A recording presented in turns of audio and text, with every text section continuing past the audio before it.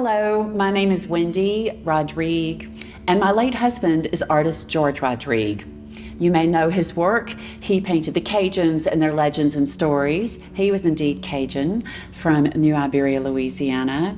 But he was best known for his paintings of the blue dog, which has in many ways become the most recognizable symbol in modern American art. I am standing right here in the beautiful Louisiana Art and Science Museum alongside the magnificent, mighty Mississippi River in Baton Rouge, Louisiana, within their exhibition, Our Louisiana. Yeah, spotlighting many fabulous Louisiana artists from their permanent collection. It is a real thrill for me, since George has been gone now just over 10 years as I visit with you here, to see his work spotlighted here in their magnificent exhibition and within their collection, and something important to them, as they've expressed to me.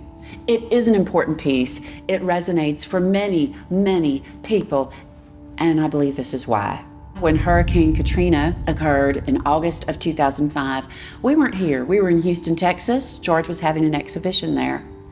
And like many people, we watched this on the television unfolding, horrified with the suffering of this place that we love so much. Interestingly enough, many of our staff members who were with us for this exhibition, they also were watching, and in their case, they saw their neighborhoods on television inundated with water as the levees broke.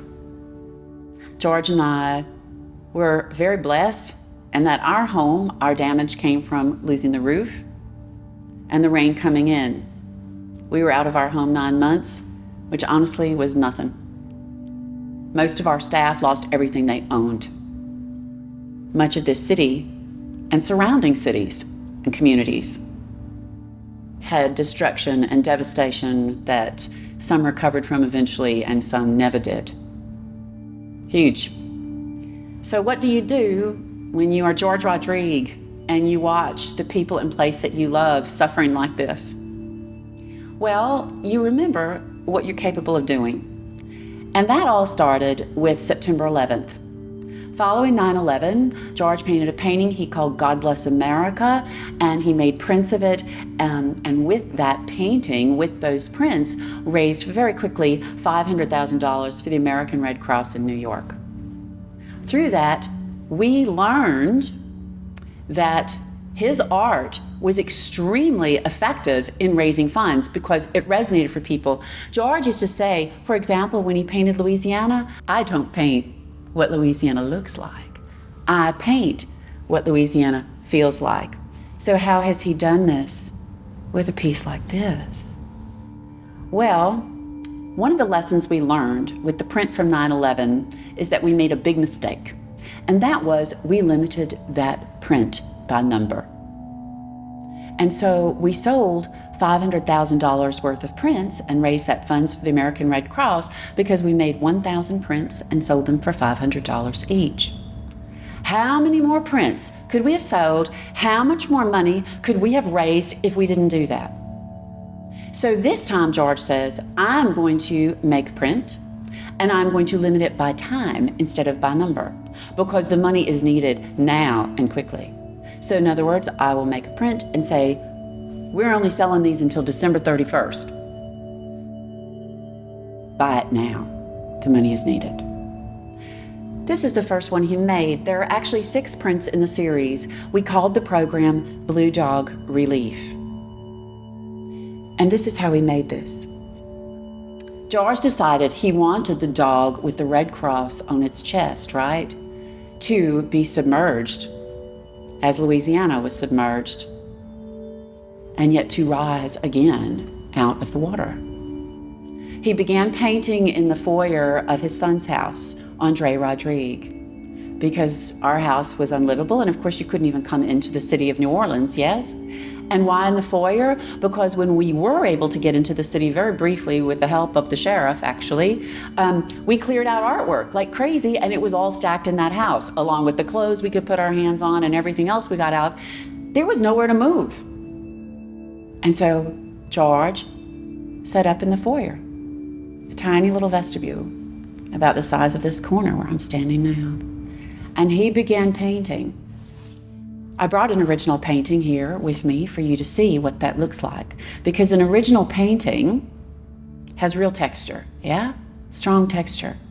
And George wanted his piece following Hurricane Katrina to have the illusion of texture, specifically the illusion of water, yeah? So the original painting is very big, I believe 6 by 4 feet. It's really big. And in fact, it is in the collection of the New Orleans Museum of Art. However, this particular piece, it was the print that actually raised the money and helped with humanitarian and arts-related causes. To come up with the idea to do the water, George started painting that in the vestibule. You can imagine every time the door opened, right? Excuse me, poor George. And he's trying to paint in all of this chaos going on in the post-Katrina immediacy, yeah? Painting from his own pain, feeling the pain of the place he loves most. He didn't like it. He painted it, but he didn't like it. He said, my water looks like marble. I don't like that. And so he got an idea. That's where it all starts. You all know that. With an idea, yes? He didn't give up just because it looked like marble and not water and he didn't like it. He said, no, I'm going to work this out. And so he went to a friend's house, a friend of his who's an artist, a wonderful artist in Lafayette, Louisiana, named Mr. Tony Bernard. He could be in our Louisiana. He also is a magnificent painter. And George said, Tony, I need to photograph your swimming pool. And he went up to it and he photographed the water of Tony's swimming pool. Then he went to a master printer and he had that water printed onto that large 6 by 4 foot canvas. And then he painted on top of that. And that is how this print was made, of this dog submerged and yet rising again. And indeed, he called it, We Will Rise Again. As I said, there were 6 different prints that George did within this Blue Dog Relief Program. It raised millions of dollars for humanitarian and arts-related relief. But this print was the star of the show, the one that resonated most for people. It was the print that when I went to see some folks that needed some help right outside New Orleans, George sent me. He was busy with helping other people that day. When I got there and I was telling people about it, they said, here, take my $500. They were just writing checks or giving me cash. I said, he hasn't even finished it yet. I don't even know. We want to help, and we know he is going to reflect the feelings of so many of us. This print alone raised $700,000, and George said to the American Red Cross, if you want it, I am not writing that check to the American Red Cross like we did with New York. Instead, we want it to make sure it is for the Red Cross actually right here in New Orleans. And that is indeed what happened. They had lost all of their structures. They lost their building. They lost their offices. They were operating out of tents, the Red Cross. They started a whole new fund and account. As far as I recall, that had never been done before for the Red Cross. Because George said, either it all goes here, or you don't get the money. I'll find another way. George Rodrigue's We Will Rise Again is exactly where it should be. Yeah, here in the heart of Louisiana.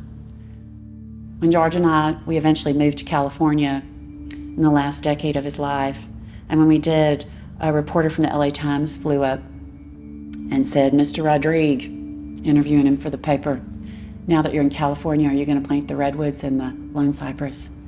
And George said, why would I do that? My Louisiana is in here. Yeah. It's in here. My landscape is in here.